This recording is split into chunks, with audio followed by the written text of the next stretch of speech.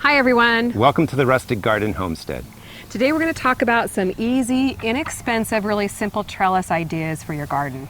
And we're also going to talk a little bit about mulching and how you can use it in your garden and how you can keep the weeds down in your walkways. I really like what you've done here with just a really simple galvanized piece of a mesh wire. Yeah, it's really inexpensive and it's a great way to manage your container plants. So, and it's set up in two ways. If you're thinking ahead, and sometimes I do that, sometimes I forget. If you got the time before you set in the soil, just drop in the cut fencing right into your container, fill it up, it'll be nice and secure.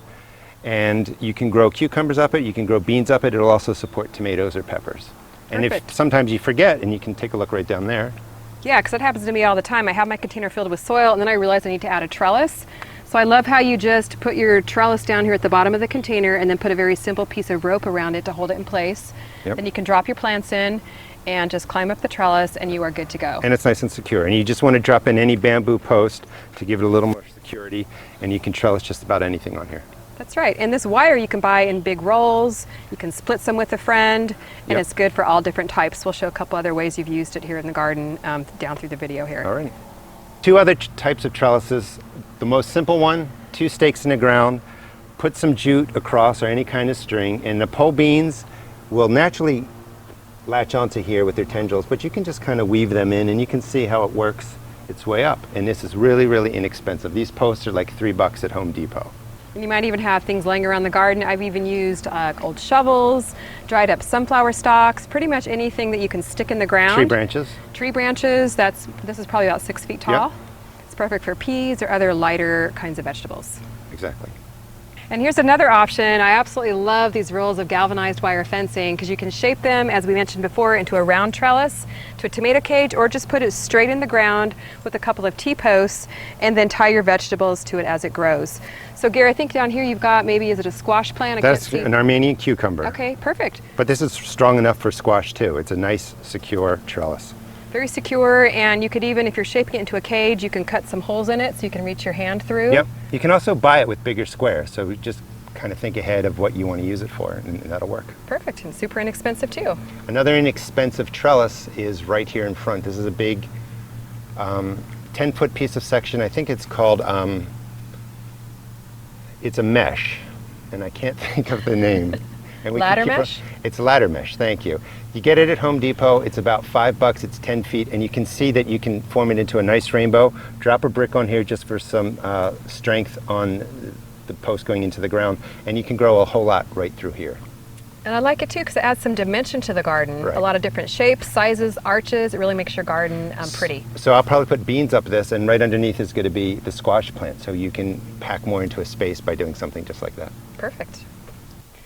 Now Gary, I have never seen this type of a trellis before. What is this? So actually, there's no name for it. So if you're looking for it on Amazon or something like that, I haven't been able to find a name, but I found this at my local hardware store, and it's just heavy metal. If I would pull this out, it's going to close up. It was $15, but it's solid and it's going to last a long time. Oh yeah, it's really and thick. If you can't find something like this, any kind of structure that you can make a triangle or even kind of a rainbow is perfect for cucumbers. Because we have 2 cucumbers growing in here, and all you do is gently, because they'll break, is start weaving them up the trellis, and I just broke it. They're that tender. But all the way through here, 2 different plants, and they will grow up this, and when they come down this side, I'll tuck them back around and go up again. And the ladder mesh that we just were talking about, that's just for extra support. So I can also put the cucumbers as this grows up right through here. And there's a third right next to your right is another way we're using the ladder mesh. Oh, nice. Because I told you it was 10 feet tall. Wow. And you can just drop a post into the ground, weave the mesh right through it, and you can grow anything on here too. And it's strong. I mean, it's going to take the weight. So this is perfect for like the scarlet runner beans I have in my garden that I have it on a cattle panel arch. Right. It'd be perfect to put maybe 2 seeds in here. And the scarlet runner beans are about 10 or 12 feet tall, grow all the way up there, maybe even down the next side. It would be a really pretty like frame out here for your garden, and really ornamental. And there's flexibility that if you want to harvest it, you can reach up, grab what you want, and then put it back up. So it's useful that way too. Nice, I love this. If you're on a budget, the easiest way to trellis is just getting stakes. Again, you can buy them at Home Depot. You can reuse the things that you were talking about. If you take 3 posts, put 2 in at an angle, run down the middle, run straight in the middle, just tie them off at the top. It provides a lot of support, and this is going to be super strong too, and you can grow just about anything you want up it. Right over here, same principle. These are watermelons, and it's just 2 stakes next to each other, and I just weave the jute back and forth and just stitch the watermelon vines through there. And again, super sturdy, and you can grow vertically right here. It's perfect. And all this vertical growing and trellising is a great way to save space. Right. If you're working with a limited space, put as many of these simple things in as you can, and that way you're not spread out all over this place. You're growing up instead of out. And you can grow up mostly and let them also grow out a little bit too. And you can see how I've connected together the different trellises we were talking about. Here's another one of those, and the watermelon are coming up here. They're also going up there, and this is cantaloupe that are on 2 inverted tomato cages, or 1 inverted. So that's a regular tomato cage. If you look down here right at the bottom, and then I just flipped another one upside down and secured it together, and then I curl down the legs, and then you would just drop your plant on there. Perfect. So it takes a smallish tomato cage and makes it just a little bit taller for your vegetables. Nice and big, and plenty of room for the cantaloupe. Now I love what Gary's done here with a very simple PVC pipe. PVC pipe is so inexpensive, maybe around $5 or $6 for a 10, 12-foot pole like this. This is 10 feet, about $5, yep. And he's got 4 different poles shaped up into a teepee type of a structure here. Mm-hmm. And let me show you guys what he's done. It's very, very sturdy, very, very easy to install. Right here, stuck in the ground, he's got some rebar, which is very easy to just pound right in your ground and sink it nice and deep so it's sturdy, and then just sunk down the PVC pipe over the rebar, just like that. And then it also makes for a flexible structure as well if you live in a windy area like I do, and you can trellis some pretty sturdy vegetables up here. Yeah, you can do a whole lot. You can also put some string around here if you need to. Nice. And the rebar was a 2-foot piece, so, and you want to go down about 12 inches with it, so it's nice and secure. Nice. If we step down this way, show you what else we're doing with that. Not only is it sturdy, but it also provides some really nice garden interest and garden beauty. And they're going to last a good 6, 8, durable. 10 years. So this is another place where I'm growing beans. You can see that I just put them in the ground. Again, secured. Just putting down the spike right there and just dropping this over. And this is going to keep some nice motion going. These are the pole beans, right? That'll These just are the wind pole up beans. And the for pole? harvesting, right. And so for harvesting, you can drop it down like this so that you can grow 10, 12 feet tall, but you can get to it. So you don't have to get a ladder. You don't need a ladder, you know. And if they have trouble grabbing onto this, again, you could actually tie a piece of jute here and just let it drape down, and it will weave onto the jute and go up the pole. So here we have a perfect example of 2 of the ladder meshes. These are each a 10-foot ladder mesh formed into an arch, which I think is really pretty, and then tied together with zip ties at the top, so it keeps them nice and secure. And then we've got a couple of poles here. These are a little bit thinner, so they allow for more flexibility.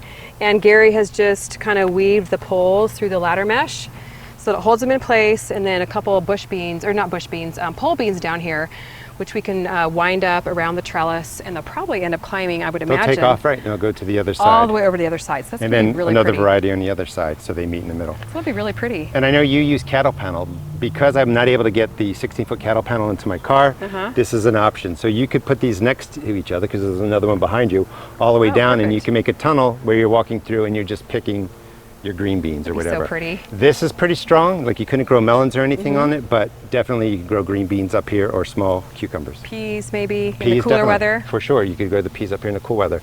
The other option that I use that you can make too, these are 10-foot racks that go in your closet. They're covered in vinyl. You get them from Home Depot, Lowe's, Walmart.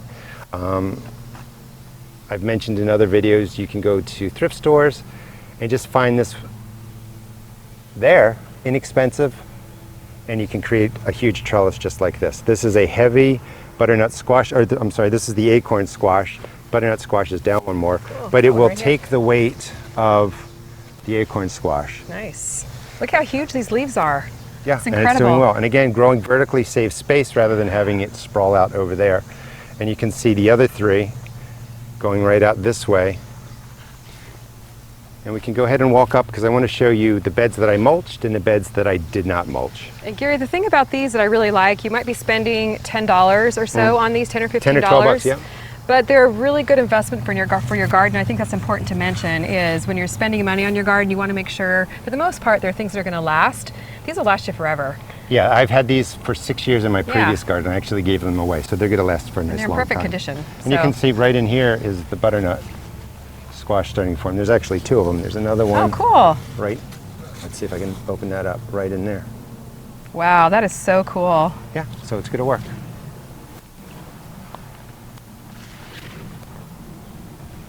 So here's all the trellising materials I use that I haven't put out in the garden yet. So here's the wire. Oh, that's perfect. Yeah. Perfect example of the roll of galvanized fencing. So it's about, what, 5 feet tall or so? Yeah, 4 or 5 feet, and I Perfect. think this is a 50-foot roll, but I use it also for my trees. Right over there, if you grab that, that's the A-frame, and it just shows you how easy it opens up. Oh, perfect. And it's super lightweight.